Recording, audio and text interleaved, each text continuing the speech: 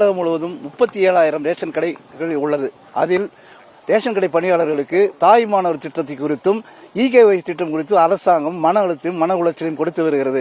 அவ்வாறான தாய்மானவர் திட்டத்தையும் இகேஒய்சியில் உள்ள குறைபாடுகளையும் போக்கப்பட வேண்டும் என்பதற்காக மனு கொடுக்க நாங்கள் வந்துள்ளோம்.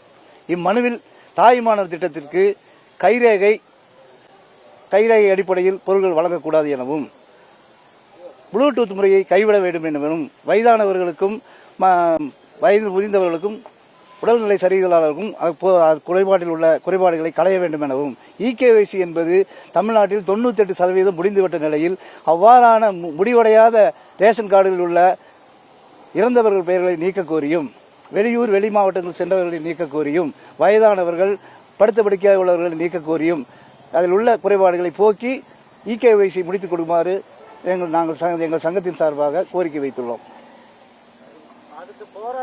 போராட்டம் இந்த தாய்மான திட்டம் குறித்தும் இகேஒய்சி திட்டம் குறித்தும் அரசாங்கம் செவிமடுக்காவிட்டால் ஜூலை மாதத்திலிருந்து எங்களுடைய போராட்டங்களை தொடர்ந்து செய்வோம் என தெரிவித்துக் கொள்கிறோம்.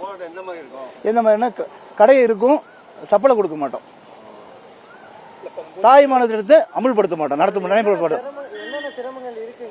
தாய்மான திட்டத்தில் என்னன்னா, நாங்கள் வண்டி போனால் அந்த இடத்துல வந்து போகிற இடத்துல காசு இல்லை, நாளைக்கு வாங்கிக்கிறேன்னு சொல்கிறாங்க.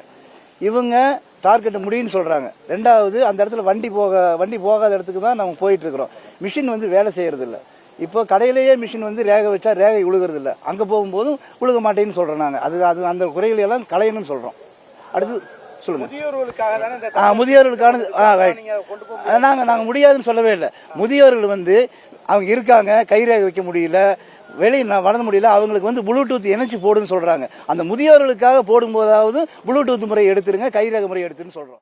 பிளே ஸ்டோர் மற்றும் ஆப் ஸ்டோரில் இருந்து பாலிமர் செயலியை QR கோடு மூலம் பதிவிறக்கம் செய்யுங்கள். செய்திகளை உடனுக்குடன் பெறுங்கள்.